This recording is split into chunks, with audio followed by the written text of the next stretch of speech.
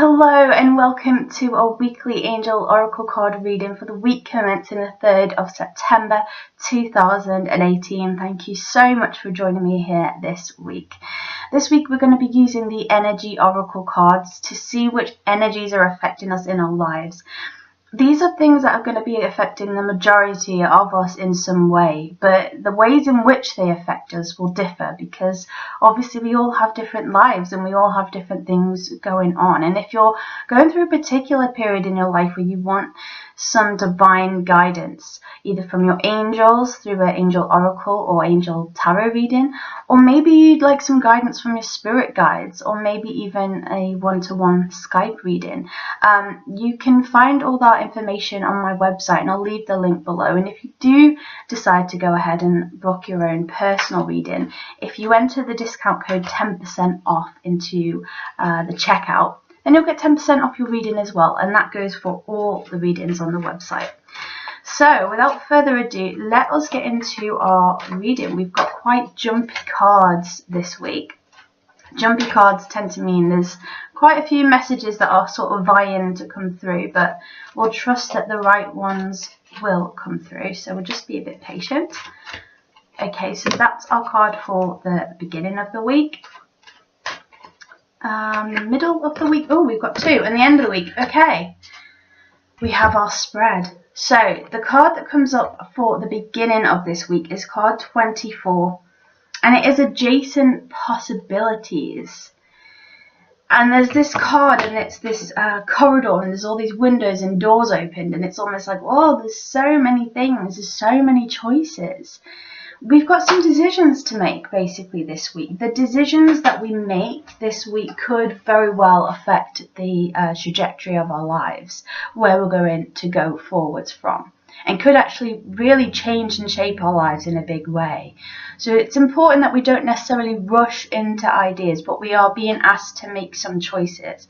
If we stay in a position of limbo almost, where we're not picking a road to go down and we're not fully committing to it, then things keep coming up.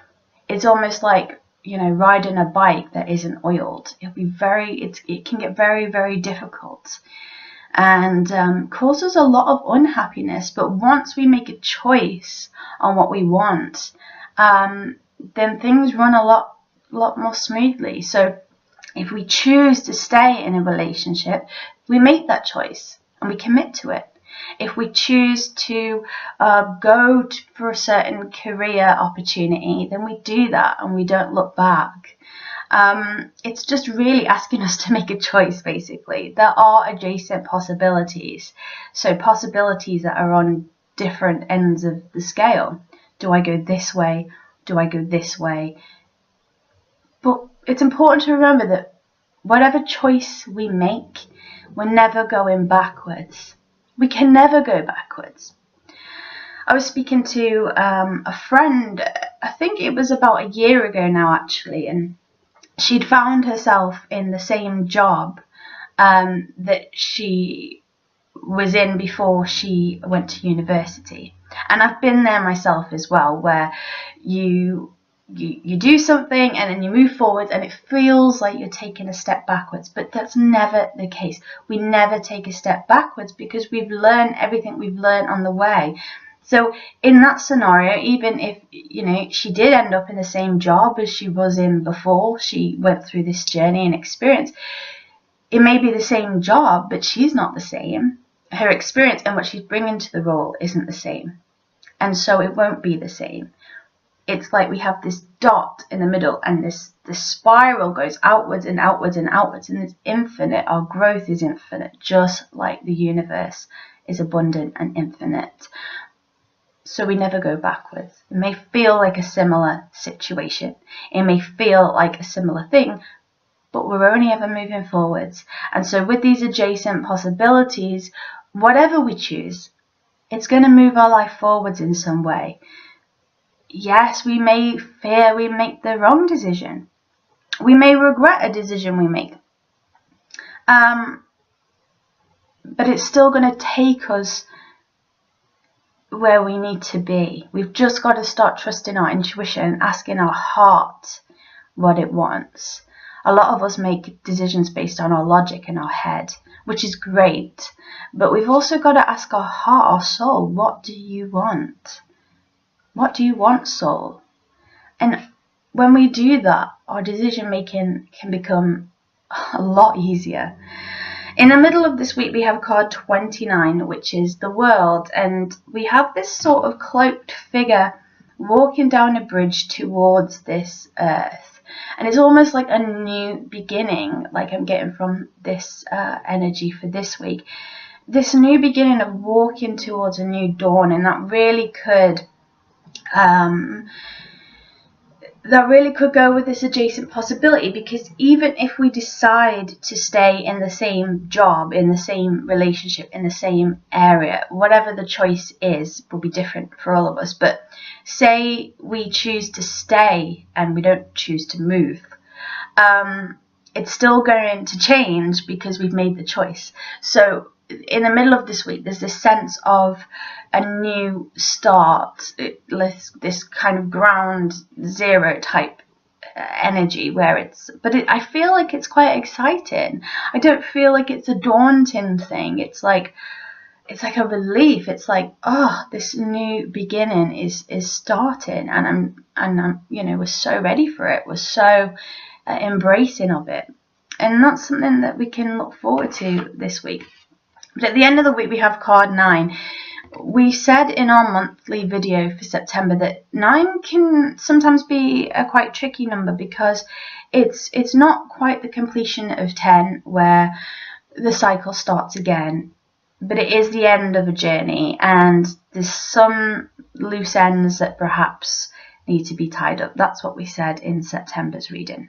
So card 9 can carry with it a burden, some anxiety, but also hope for the future. But this card is broken heart. We're broken-hearted over something.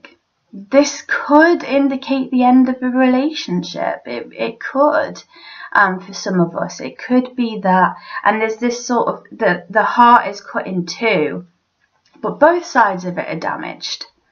Both sides of this heart are damaged. So both people, if it is a relationship, are damaged and upset by this breakup, because there's a tear running through the middle. So it could be that we're walking away from a relationship. It could be some other type of grief, perhaps even a bereavement. It's not to sort of scare or fearmonger, but it's just saying that something's come to the end of the cycle. Could be the end of a business.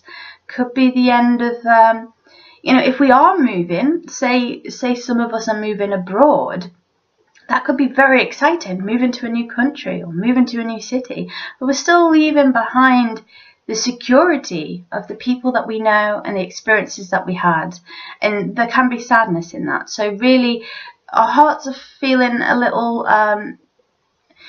down at the end of this week with something that we are carrying grief over, and really, to feel that grief, we can get help, we can get counselling.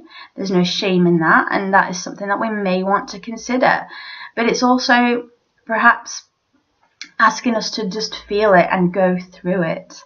Allow ourselves to go through that grief. And don't let anybody tell us how to grieve or how to feel. I think that's very, very important, because we can pretend we don't feel a certain way, but it doesn't mean that we don't. So really, this brokenheartedness is just about giving ourselves some kindness, giving ourselves some time to heal, but not being completely destroyed by it. There is always a new dawn, a new chapter to be had. And we may feel sad about something, but ultimately, we're on the path of renewal and change. So I hope that you've enjoyed the reading this week for this making a decision, going for a new future, and working through that grief at our own pace. And if you would like to order your own reading with me, then I'll leave all that information in the description box down below this video. Until we speak again next week, take care. Lots of love, Alyssa.